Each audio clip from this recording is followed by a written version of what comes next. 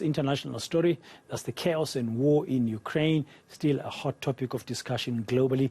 This morning, a virtual event hosted by the Institute of Pan-African Thought and Conversation in partnership with the University of Johannesburg and the Mapungubwe Institute for Strategic Reflection addressed this. The event also mulled over South Africa's response to this war. In fact, there is a title of this discussion, SA's Response to the War in Ukraine.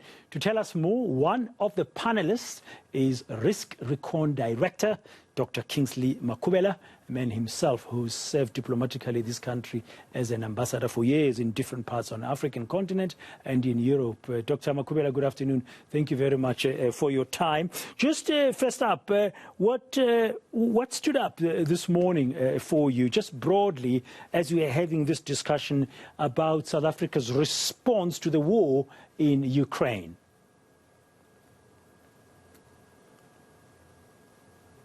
Dr. Makhubela, I don't know if you're muted or unmuted. Sorry, Brother. What came out this morning, there were a lot of divergent views around how should South Africa respond. And I can say from where we are as Recon, we're looking at the bigger picture emerging out of the conflict in Ukraine, the realignment of forces, the creation of the Shanghai Cooperation Organization that includes about 20 organizations, and the consolidation of the financial institutions along the similar line. But what a lot of people said at this seminar was, of course, an admission that South Africa should not be boxed into this them and us that the West is trying to project. The them and us, you either stand with the West or you stand with them. And the them, we argue, it keeps on changing, depending on issues that are there. The them emerged from the George Bush era. It has evolved so much. So that was essentially what's coming out in the agreement, that we should retain our identity as South Africa and have our own foreign policy, not dictated to by outsiders, and that we should work within the multilateral institutions that are there. In total, that's exactly what was discussed, brother. Yeah, so we can't be looking at this as a black and white issue. It's like either you're with us or you are against us type. And South Africa needs to navigate that that process very, very carefully in a multilateral world. Absolutely. And we're raising concerns. You know, the conflict in Russia has exposed the global financial system. The exclusion of Russia from SWIFT and pushing Russia together with China and India to create an alternative to SWIFT, which is basically the global transaction that most countries are involved in. And the creation of this alternative, it's of course rewriting the New World Order. So we are saying our foreign policy should be looking at this dynamics.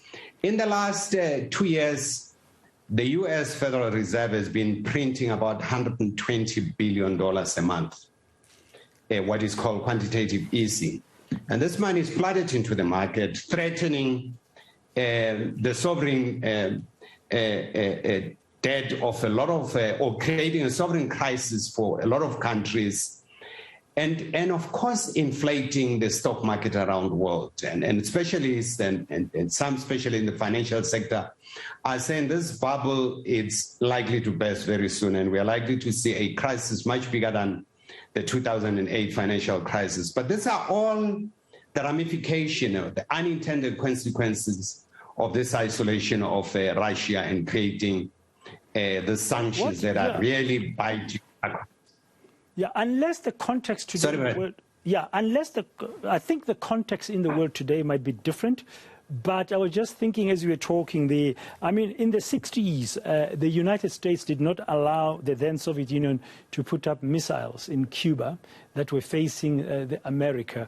But somehow today's world think it is okay for NATO to be having a military presence on the border with Russia, when Russia has said this is not really peaceful for us, we don't find this comfortable, and NATO sort of insisting, and Ukraine also wanting to join NATO. Or is the situation different today, Dr. Makhubela? No, it's the same, Raden. We from Recon, our argument was that it's called the Monroe Doctrine, that the Southern Hemisphere is a sphere of influence of the United States. And the United States will not tolerate anyone deploying any form of weapons in the area that really threaten the security of the United States. A similar approach happens to Russia. The deployment of any form of nuclear or weapons that really are targeting Russia is definitely likely to have those concerns. And that's a concept that we are arguing. It's called the security dilemma. The more you keep on arming yourself in anticipation of the attack by the other side, and the other side arms itself. So these are the challenges that are faced there. And our view was that there's a need for a better security architecture of Europe that would include all role players. Germany is spending about 100 billion euros now to revamp its military forces. And we are saying in that revamp, you need to take into account the interests of the entire Europe. But because the West, it's deaf in terms of the security concerns of other countries outside the NATO members, there's a new world order that is emerging that includes the Chinese. And if you go to the Pacific, you find what's called the AUKUS, the Australia, UK, and US, starting to deploy military forces around there. And the argument is to counter Chinese influence in the area. But you are seeing this tension starting to emerge all over because the West is not willing to listen to anyone's security concerns. They are the only ones who have a legitimate concerns for security, and they really don't care. Yeah, isn't that what would have been top of mind on President Matamela Cyril Ramaphosa and his cabinet's mind? That, I mean, military-wise, we're punching way below the NATOs of this world and the rest of them that you've mentioned, that maybe our response needs to be calculated against that risk, especially when you have, literally, Dr. Makhubela, a toothless United Nations Security Council. We have to look at our interests. Our interests must be very critical in dealing with the situation. That's why the them and us concept does not suit us. And we have to look into our interests. And our interest really lies in the collaboration and the cooperation of the developing countries. Because the developed countries, they tend to think they have a monopoly for a secured country more than all of us. They are not willing to discuss an inclusive security architecture for the entire world. So that's where the problem is. And that's why you are seeing these emerging countries and the undermining of the dollar. I mean, the dollar has suffered, Braden. In the last 8 years, the dollar has been a dominant currency for sovereign investment by many countries. But this crisis has created serious problem because the dollar has lost about 12% of that. So if the interest for South Africa in responding to this war, and as a lesson out of it, is to look after its own interests and collaborate and work with other developing countries, where do you begin? Do you begin in SADC? Do you get Botswana, Namibia, Eswatini, Lesotho, Zimbabwe, Malawi, Zambia, Angola, Mozambique, Tanzania around the table and say, let's come together to make sure that we are safe as a region? Or how do you approach it? Do you take it to the AU level? Where does it begin? You know, we were really exposed, Braden, when we came up with a resolution at the UN on humanitarian crisis in Ukraine. Because if you look at our resolution, not even members within the SADC area voted for us, not all members. Malawi actually voted against the resolution. So it tells you the lack of cohesion within the sub-region.